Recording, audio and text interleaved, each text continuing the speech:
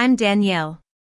Standing in my daughter's bedroom, my hands trembling around a baseball bat, I stared at the half-open closet door. Every nerve in my body was on edge as I prepared to face whatever was inside. Just 10 minutes ago, my 6-year-old daughter, Lily, called me, giggling, saying the man in her closet wanted to say hi. Lily and I had moved into this rental house in a small, seemingly quiet town a few months ago. I was a 32-year-old elementary school teacher, and Lily was my world. After a messy divorce from my ex-husband, Ethan, we were supposed to start anew. The house was an old Victorian on a tree-lined street. It had all the charm of a bygone era with creaky wooden floors, old-fashioned closets, and a large attic with a pulled-down ladder. Ethan, a successful businessman, had helped us move in and commented on how the place had character. I took it as a good sign, thinking it would be a perfect fresh start for us. I worked long hours at school, often coming home exhausted. Lily went to after-school care on the days I worked, and she spent every other weekend with Ethan. We were still adjusting to our new life as a two-person family. Some days were great, but there were also days when Lily would cry for her dad, and I felt like a failure for not being able to keep our family together. But I was determined to prove that I could handle single motherhood on my own. From the very first week, there were strange things happening. I'd buy groceries, and they'd disappear much faster than they should. I'd close the pantry door at night, only to find it wide open in the morning. Once, I found large muddy footprints in the hallway, far too big to be Lily's. I convinced myself that I must have tracked them in and forgotten. At night, I'd hear strange noises, creaking sounds from upstairs, even though there was no second floor, just the attic. I told myself it was just the old house settling. Lily kept talking about a quiet man who watched her play. She'd say someone moved her toys around while she was sleeping and that she heard footsteps on the ceiling. Every time she mentioned it, I'd tell her it was just her imagination. I thought she was dealing with the divorce by creating an imaginary friend. Ethan thought I was handling it wrong. He said I should stop her from talking about this so-called imaginary friend, but I'd read about kids creating such friends during stressful times. I believed it was just a phase that would pass once she felt more secure. One Tuesday night, I'd had a long day at school. I picked Lily up from Ethan's place around 8 p.m. We had a quick dinner of pizza because I was too tired to cook. I gave her a bath, read her 2 bedtime stories, and tucked her into bed by 9:30. Then I collapsed on the couch with a glass of wine, trying to unwind. I must have dozed off around 11 because the next thing I knew, my phone was ringing, and Lily's name was on the screen. My heart skipped a beat. Lily never called this late. I answered the phone, my voice thick with sleep. "Lily, baby, what's wrong?" But she wasn't crying.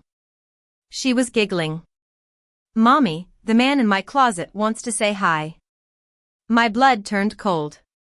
I sat up so fast I almost dropped the phone. "What?" "Lily, what man?" "There's no one in your closet, baby."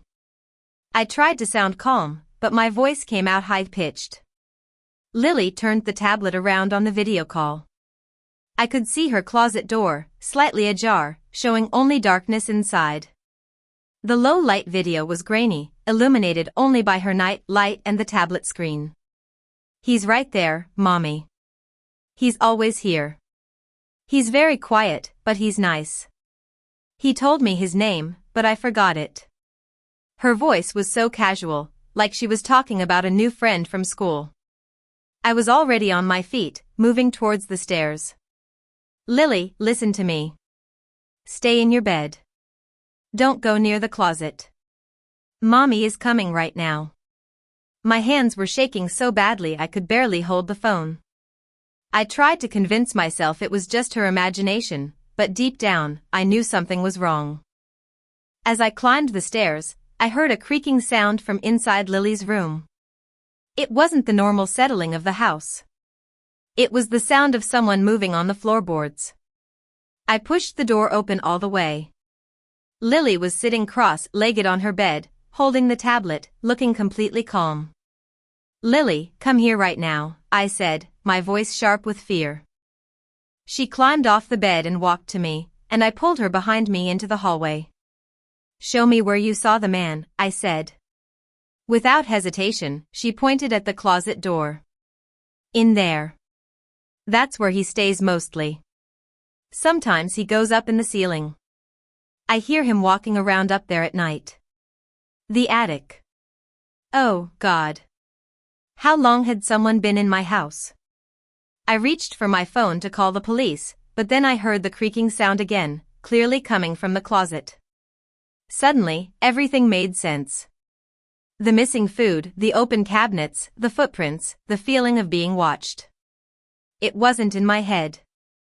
Someone had been living in my house. Lily tugged on my pajama sleeve. Mommy, why are you shaking? The man said he didn't mean to scare us. He just doesn't have anywhere else to go. I've been sharing my snacks with him. He's really hungry. My heart sank. My little girl had been interacting with a stranger living in our home, and I'd dismissed all her stories. Lily, go to my bedroom right now. Lock the door from inside. Take your tablet and call Aunt Ava. Tell her to come here right away. Go, baby, run. Something in my voice scared her, and she ran down the hallway. I heard the door close and the lock click.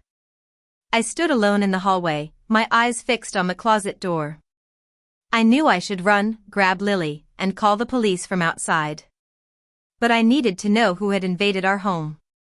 I grabbed a baseball bat from the hall closet, an old one that Ethan had left behind. My hands were sweating so much I could barely grip it. I turned on the hallway light and slowly walked towards the closet, the bat raised. My heart was pounding so hard I thought it might burst. I used the bat to push the closet door open wider.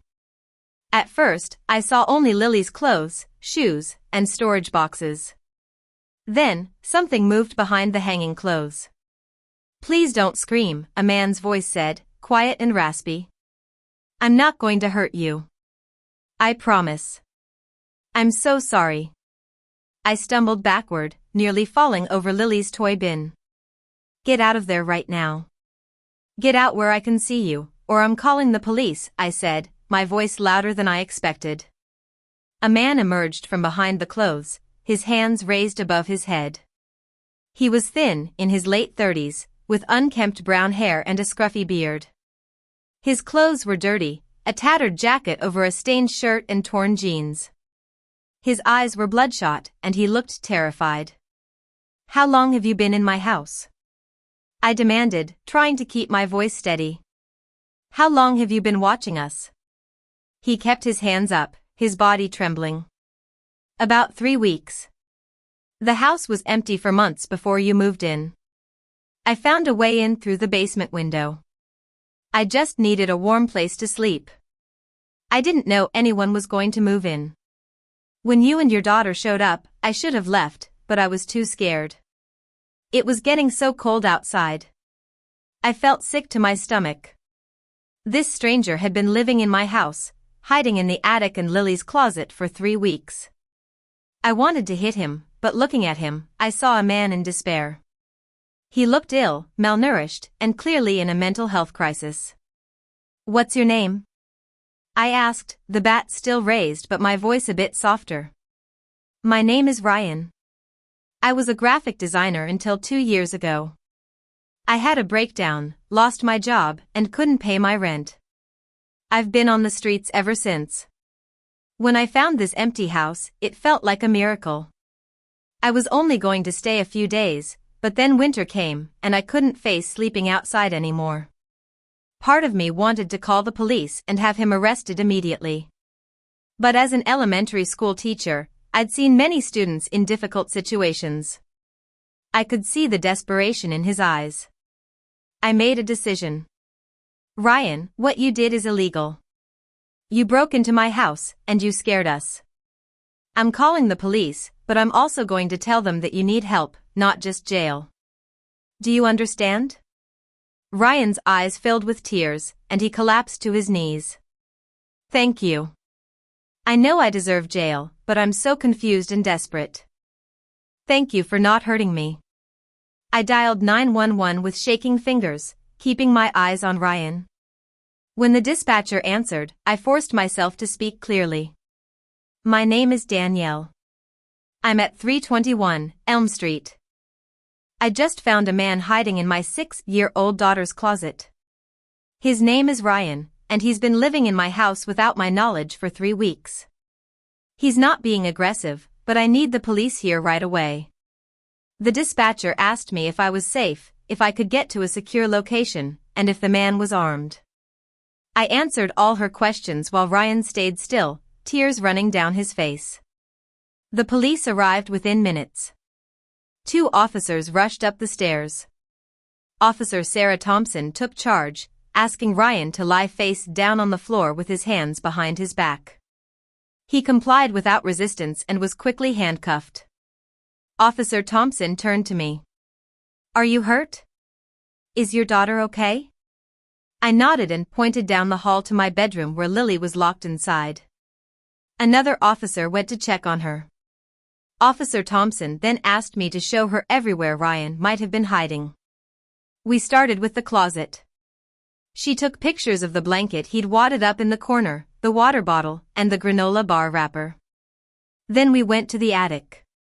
I pulled down the ladder, and Officer Thompson climbed up first with her flashlight. Ms. Danielle, you need to see this, she called down. I climbed up, and my stomach turned. Ryan had turned a part of the attic into a living space. There were blankets from my linen closet, empty food containers neatly stacked, and some of Lily's books. But what horrified me the most was the vent in the attic floor that looked directly into Lily's bedroom. He was watching her sleep, I whispered, feeling sick. Officer Thompson put a hand on my shoulder. This is extremely serious. What he did goes beyond simple trespassing. We went to the basement, where Officer Thompson found the broken window that Ryan had used to get in. This is how he got in. We'll need to secure this immediately, she said. After Ryan was taken away, Officer Thompson stayed to finish her report. My sister Ava arrived, and I broke down in her arms.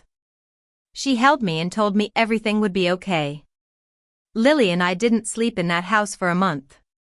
We stayed with Ava while I had all the locks changed, the basement window repaired and secured with bars, and a security system installed. The cost was more than I could afford, but I didn't care. I needed to keep Lily safe. Ethan was furious when I told him what had happened. We had a huge fight over the phone. He wanted me to break the lease and move somewhere else, but I refused. I didn't want to let fear drive me out of the home I'd worked so hard for. Lily started having nightmares about the quiet man. I took her to a child psychologist who specialized in trauma. Slowly, over time, the nightmares became less frequent. Through Officer Thompson, I learned that Ryan was diagnosed with severe depression and anxiety that had gone untreated for years. The district attorney decided not to pursue criminal charges on the condition that he enter a long-term treatment program and supervised housing. About 6 months later, I received a letter from Ryan. It was written from a group home. Dear Ms. Danielle, I don't expect you to forgive me. I know what I did was wrong. Treatment has helped me see how distorted my thinking was. I'm deeply sorry for violating your safety and your daughter's. Please tell Lily I'm sorry for scaring her. I'll always remember her kindness. I hope you and your daughter are safe and happy. You both deserve peace. Ryan. I read the letter several times, crying each time. I didn't know what to say, so I didn't respond, but I couldn't throw it away. It was a reminder that Ryan was a human being, not a monster. This whole experience changed me. I'd always thought of myself as strong and independent, but I realized that my stubbornness had made me ignore all the signs. I started volunteering at a local shelter that helped people with mental health issues. I wanted to help others before they got to the point where they felt like they had no other choice but to break into someone's home. Lily is now 8 years old, doing well in 3rd grade. She still sometimes mentions the quiet man, but with a matter-of-fact tone, like it's just a part of our past. Every night before bed, we still check her closet together. It's our way of reclaiming our sense of safety. And I've learned to listen to Lily when she tells me something seems off. I've also learned that real strength is knowing when to ask for help and trusting my instincts.